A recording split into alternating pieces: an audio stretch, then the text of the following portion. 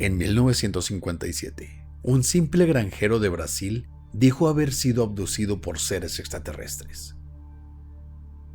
El primer encuentro documentado de este tipo en la historia, desatando una oleada de avistamientos en todo el mundo en los años 50 y 60. Esta es la historia de Antonio Villas-Boas.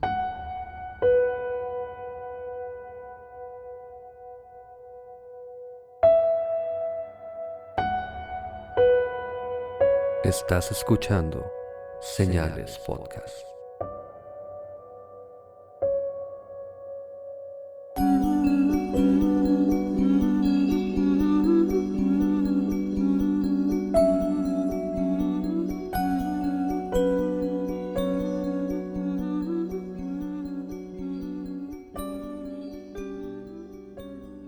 Buenas noches y gracias por acompañarnos en una nueva edición de Señales Podcast.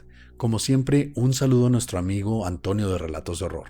Si aún no lo conocen, búsquenlo en Facebook, YouTube y Spotify bajo el mismo nombre, Relatos de Horror. Visiten señalespodcast.com, donde encuentran todas las noticias del fútbol mexicano con Juégatela Podcast y todo lo que tiene que ver con ser nerds, juegos, videojuegos, pasatiempos de niño, con Generación N. También no olviden que este 6 de marzo vamos a estar en la Ciudad de México y vamos a hacer una pequeña convivencia con los señalados de la ciudad. El lugar lo vamos a ir mencionando mientras más acerque la fecha porque estamos adecuando los detalles. No pensamos que tantas personas se vayan a confirmar. Sí. Esperemos que todos puedan ir. Por último, un saludo muy especial a Lipsis de Lipsis Tattoo, que nos hizo nuestros tatuajes muy chingones, un gran amigo Juan, y a su novia Rebeca también. Pero ahora vamos a ver el primer caso documentado de abducción alienígena. Fíjate que esta semana estuvo muy buena porque fue el primer fantasma documentado y ahora la primera abducción documentada. Sí. Antonio Villas-Boas nació en 1934. Él vivía con su familia en una granja cerca del pueblo de San Francisco de Sales, en el estado de Minas Gerais, Brasil. Cerca de las 11 de la noche, el 5 de octubre de 1957, a sus 23 años, Antonio se preparaba para dormir cuando vio una luz por la ventana que estaba cerca del corral de su familia. El corral estaba completamente iluminado por esta fuerte luz proveniente desde arriba, aunque no podía ver de dónde emanaba. La luz se movía de un lado a otro, cerca del suelo, luego atravesó el jardín hasta posarse sobre la casa antes de irse. Unos días después, el 14 de octubre, Antonio y su hermano trabajaban en el campo cerca de las 9:30 de la noche, cuando vieron una luz parpadeante aparecer del lado opuesto del campo, que parecía provenir de un objeto detrás del brillo. Imposible de ver para ellos. Este objeto estaba al menos 100 metros de distancia. Antonio intentó caminar hacia el objeto, pero este se alejaba cada vez que Antonio se movía, hasta que desapareció por completo. La siguiente noche, ya el 16 de octubre a la 1 de la mañana, Antonio trabajaba en el campo durante la noche para evitar exponerse al sol, cuando vio una estrella roja en el cielo. Según él, la estrella se acercó al lugar, creciendo de tamaño rápidamente, hasta que pudo distinguir una aeronave con forma ovoide, o como circular o de huevo, con una luz roja al frente, una cúpula o parte superior giratoria, y 3 patas metálicas debajo.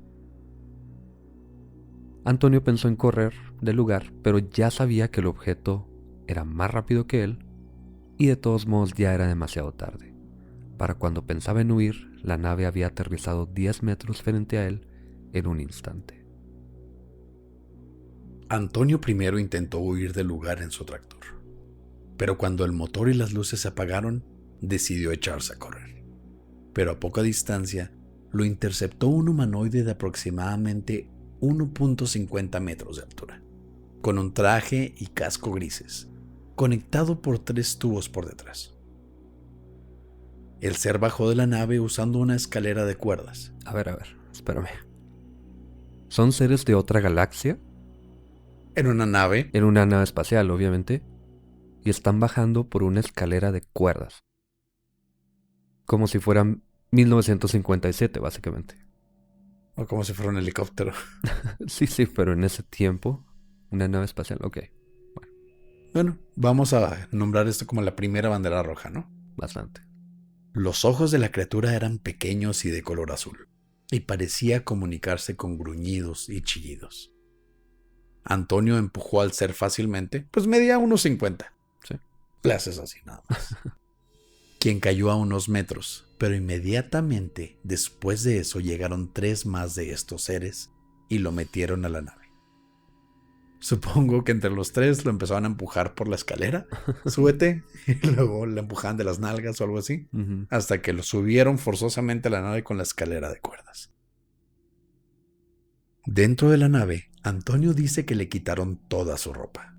Lo cubrieron de pies a cabeza con un gel y lo llevaron a un cuarto circular dentro de un arco con estructuras extrañas de color rojas. En este cuarto, los seres tomaron muestras de sangre usando 2 tubos metálicos que dejaron cicatrices grandes. Luego lo llevaron a otro cuarto donde lo dejaron solo por media hora. ¿Cómo contaba el tiempo este hombre? Pues tenía una idea simplemente, ¿no? Supongo. Durante este tiempo, Antonio examinó una larga camilla en el centro del cuarto. Según él, estaba cubierta con algún material muy cómodo. Unos colchoncitos, ¿no? No conocía las camas o... Así que decidió acostarse en ella. Estoy en un lugar completamente desconocido para mí. Me acaban de subir unos seres que yo obviamente voy a creer que son de otro planeta. Bueno, aunque esta es la primera historia, él no sabe exactamente qué está pasando, al parecer. Pero son seres desconocidos. Me subieron a una nave que en mi vida había visto. En mi caso yo estaría cagado de miedo. Sí. En vez de acostarme, porque se veía muy cómoda la cama. Supongo que era, no sé, una de esas Camusa o algo así. de Spring Air, ¿no? Así esas que... Pues el güey decidió acostarse. En vez de buscar una forma de escapar, decidió acostarse porque pues se veía muy cómodo. Ya tenía media hora, supongo que intentó escaparse y no podía. Unos momentos luego, después de acostarse, el cuarto fue rociado con un gas que hizo a Antonio sentirse increíblemente mal de salud. ¿Quién sabe qué sería? Luego de unos minutos, otro ser similar, pero femenino, completamente desnuda y muy atractiva, según Antonio, que era de la misma estatura que los otros y de acuerdo a él, sus ojos felinos eran azules y tenía cabello plateado en su cabeza. Aunque por alguna razón y con mucha atención a detalle, Antonio describió que el vello púbico y de sus axilas era de color rojo. Entonces, hasta los extraterrestres se tiñen el cabello. Deja tú, hasta los extraterrestres tienen vello púbico y en las axilas. Según Antonio, se sentía increíblemente atraído por este ser, que se acercó, frotó su cuerpo con el de él y apoyó su cabeza en la de Antonio. Según él, aun con los gruñidos y sonidos que hacía el ser, por alguna razón el gas parecía excitarlo. Desde el principio él había dicho que se le hacía atractiva, entonces le empezó a echar la culpa al gas, ¿no? Pues el gas ya tenía un rato ahí. Sí cuenta él que era como... Bueno, él está seguro de que era un gas afrodisíaco. No sé si eso exista. Pero parece que lo rocían con la intención de que la vea de esa forma. Así que terminó teniendo relaciones sexuales con ella. Ya estamos aquí. Lo que pasa en Las Vegas, se queda en Las Vegas. O lo que pase en Brasil, en una nave extraterrestre con una escalera de cuerdas, se queda en la nave extraterrestre con escalera de cuerdas. Dicen que Serpo es el Las Vegas de la galaxia, por si no sabías. Pero no sabemos si la había llevado a Serpo. Bueno, es el único planeta que conozco alienígena. Y aunque ella nunca lo besó, porque eso es un detalle bien importante para él, ¿no? O sea, ¿por qué no me besas si estamos teniendo relaciones sexuales? Qué romántico. Él quería hacerlo todo con amor. Fue muy notorio que ella le mordiera la barbilla ocasionalmente. Como un gato o algo así, como un animal. No quiero decir nada de detalles, pero me ha pasado. Me han mordido la barbilla. Es algo diferente.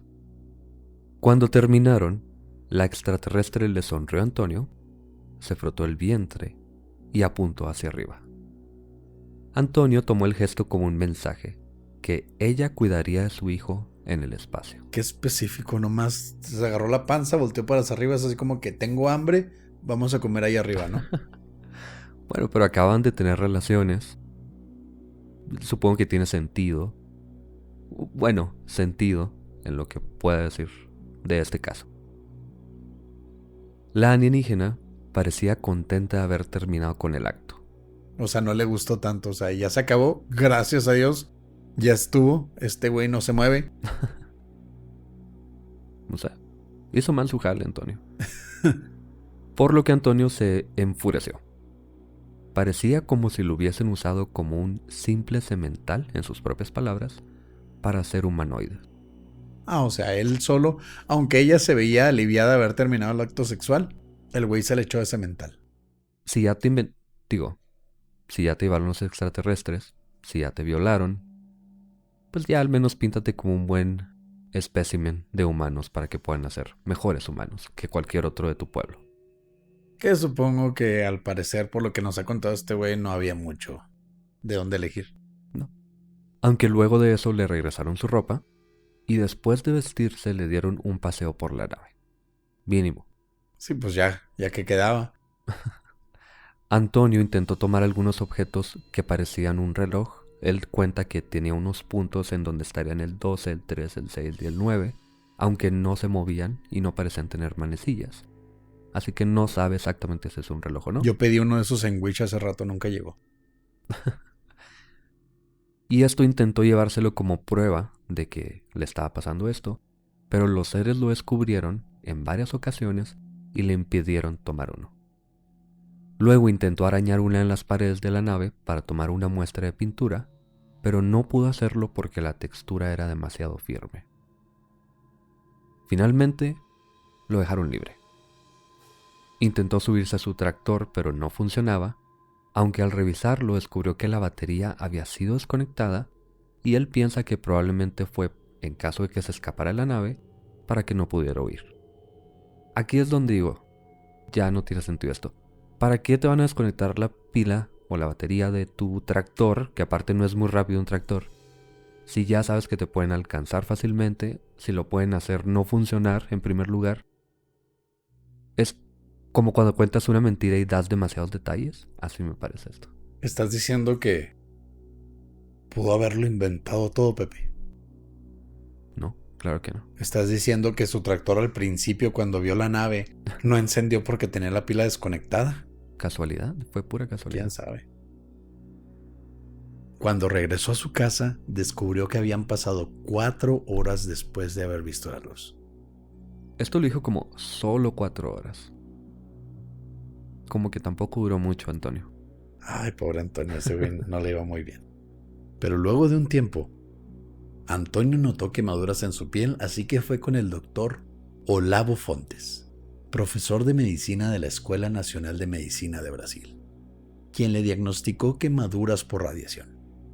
Algo muy común que hemos visto en varios casos de abducciones, Sí. que hay radiación, pero curiosamente, el doctor Fontes tenía contactos con APRO, la Organización de Investigación de Fenómenos Aéreos de Estados Unidos. Una organización ovni. ¿Por qué? ¿Por qué un doctor en Brasil va a tener ese tipo de contactos? ¿Y por qué va con él precisamente? ¿Quién sabe? Esta organización de APRO duró con ese mismo nombre hasta 1980 y algo, pero más o menos por ahí de 1969 muchos de los integrantes se unieron mejor a MUFON, que es la Red Mutua OVNI o Red Mutua UFO, y esta es la organización más grande de ufólogos, entre comillas, en Estados Unidos y en el mundo. Si lo recuerdan de la abducción Coronado, MUFON no se dejó de mencionar en ningún momento. ¿No? Y qué raro que termine ahí, Antonio. Y entonces este doctor lo convenció de platicar su historia el 22 de febrero de 1958. Luego de platicar su historia, Antonio simplemente lleva una vida normal. Se hizo abogado, así que no era un simple granjero.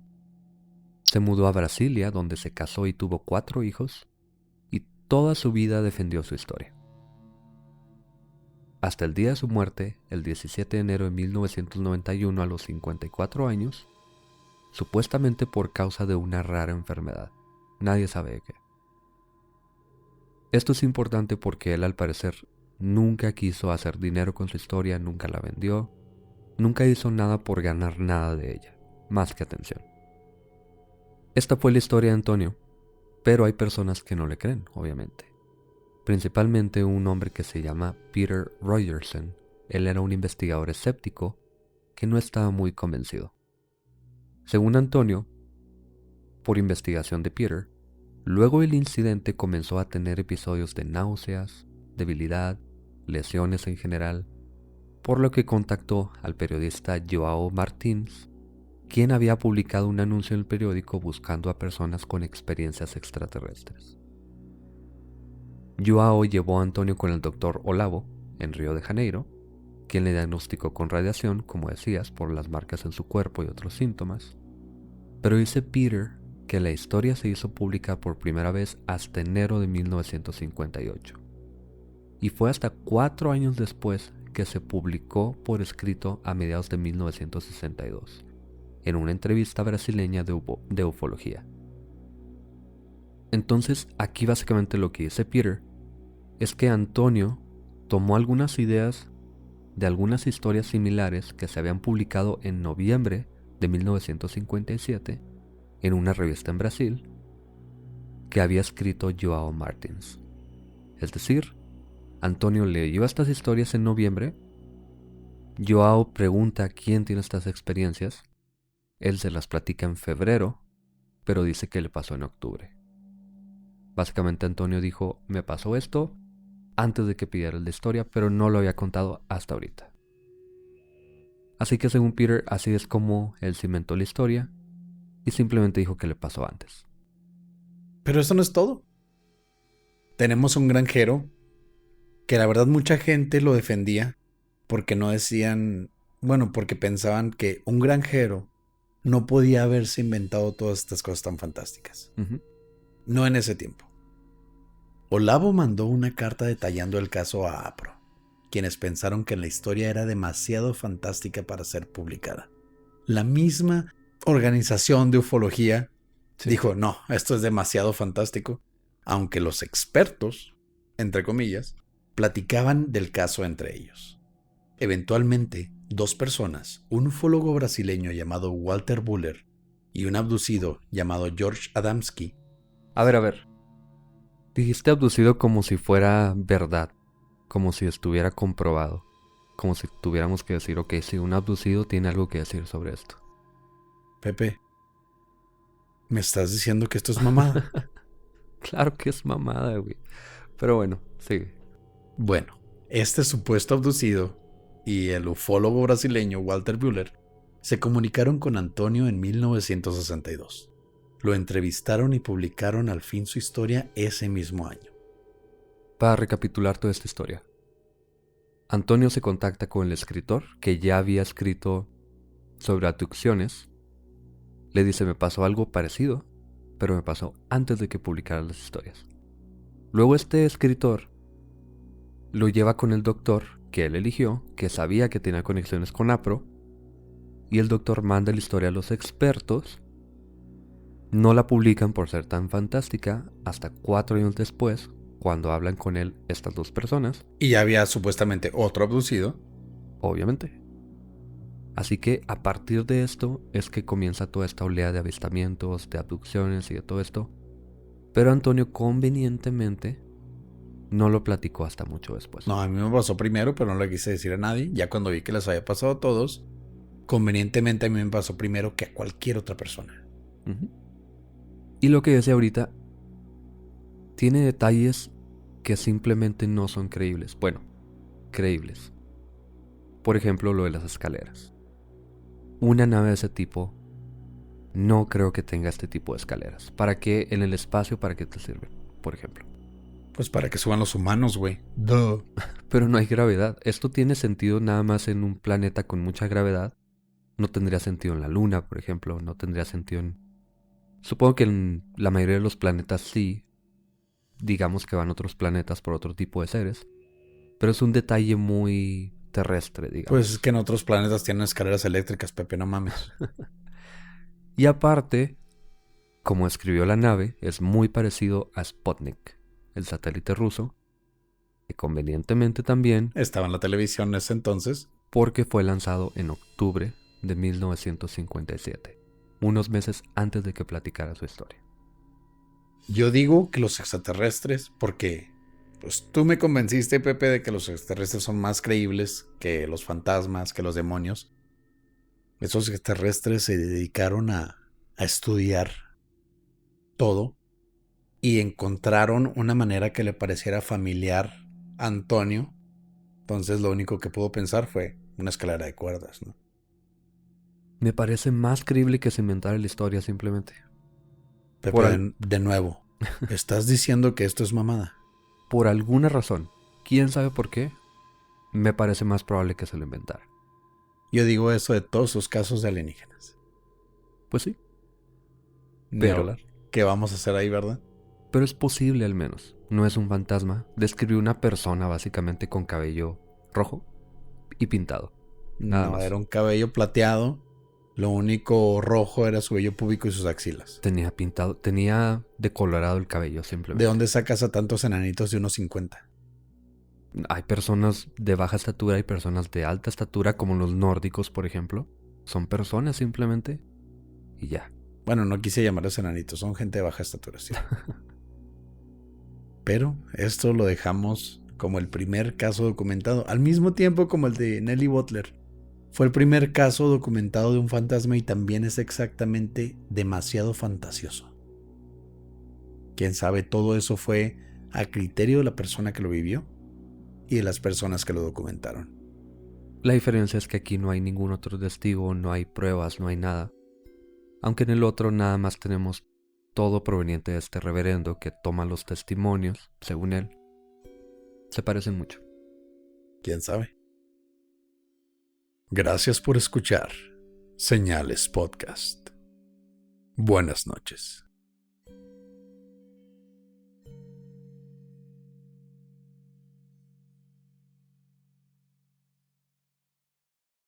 Llegamos a los saludos. Primero que nada, gracias a todos los que fueron a la reunión aquí en Chihuahua. Estuvo muy padre. Esperamos verlos pronto otra vez. Fíjate que nos faltó mucha gente en esta reunión y algo me he dado cuenta. Aquí en Chihuahua hay mucha gente que nos escucha, pero no son parte de nuestros grupos, como lo es el grupo de Telegram que tenemos ahorita o el grupo de señalados. Entonces, mucha gente que sé que nos escucha aquí en Chihuahua, con los que platiqué y les pregunté por qué no fueron a vernos o a echarse una cerveza con nosotros, me dijeron que no se dieron cuenta de esto. Sí. Es porque mucha gente de aquí de Chihuahua no es parte del grupo de señalados o del grupo de Telegram.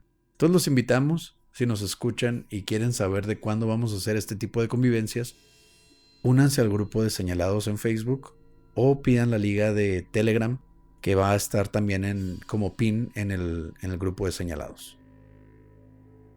Ahora sí a los saludos. Primero que nada en Instagram a Gaby Ramos, que ella anduvo en la casa o en la mansión Winchester. Me estuvo mandando fotos por Instagram. Y de verdad me habría encantado tener esas fotos para ponerlas en el video de YouTube porque está genial. Las fotos que tomó están muy padres. Un saludo a Gaby. A Daniela también, que cumplió años el jueves. Ella es de Costa Rica. Feliz cumpleaños, Daniela. A Jero de Mendoza, Argentina. A Daniela de Ciudad de México, que pronto se va a ir a Puebla y no va a poder ir a la reunión. Me dijo que estaba muy triste, pero un saludo de todas maneras. Está 2 horas, Daniela. Bueno, a ver si te puedes aventar una idea con nosotros. Pero va a estar haciendo sus prácticas, así que ese estudiambre todavía no puede andar haciendo eso. Sí, nos ha pasado a todos, entonces lo entendemos, Daniela. Mucha suerte en Puebla. Y no te preocupes, no va a ser la primera ni la última vez. A Anaid y Patricia de Ficali, Mexicali. No sé si Ficali es una ciudad o es una empresa, pero así me lo pidió. A Zulcek o Suchek, que cumple años el 1 de marzo. A Juan David Moreno de Colombia, que él nos escucha porque su crush, que se llama Estefanía Lamprea, nos recomendó con él. Así que un saludo a los dos. Un saludo a ambos. También en Facebook tenemos saludos para Edith Navarro de Chihuahua. Para su oficina que es el corporativo de los Rápidos Delicias, dice que todos nos escuchan ahí en su oficina. Un saludo para todos ustedes. Sí. A Mario de Perú y a Pechán Martínez de Tlanepantla, Estado de México. Un saludo a ustedes, por favor. Por favor. Un saludo a ustedes y muchas gracias por escucharnos. También en YouTube tenemos saludos para Félix y Anaid Villar de Mexicali, que nos escuchan mientras trabajan. A Gabriela Jiménez y su esposo Hassan de Costa Rica. A Chivico Rocha de los Países Bajos. Y a Alessi Fernández de aquí de Chihuahua, que tampoco fue a vernos. ¿No se dio cuenta? Únanse a las redes. Sí. O mándenos un mensaje, agréguenos algo. De verdad, nos interesa mucho saber cuántas personas nos escuchan aquí en Chihuahua. Porque parece que no son muchos, como que tenemos más gente en Estado de México, en otros países incluso. Si son de aquí de Chihuahua, agréguenos o díganos algo. Sí, es más fácil para nosotros ir a platicar con ustedes, hacer más convivencias. Podríamos hacer muchas convivencias aquí en Chihuahua porque pues aquí vivimos. Por ejemplo, ir a echarnos una cerveza o ir a comer algo con los que nos escuchan y platicar de temas que les interesan. Todo es cuestión de que se unan a las redes. Y recuerden, bien importante, 6 de marzo, marquen la fecha. En Ciudad de México vamos a hacer una convivencia con los señalados. No es necesario confirmar asistencia, pero sí nos gustaría saber quién va a ir para buscar un lugar adecuado. Y pues no vamos a cobrar, obviamente. Queremos pasar un tiempo con la gente que nos escucha. Queremos pasar un tiempo con nuestra comunidad de señalados. Gracias por escuchar Señales Podcast. Buenas noches.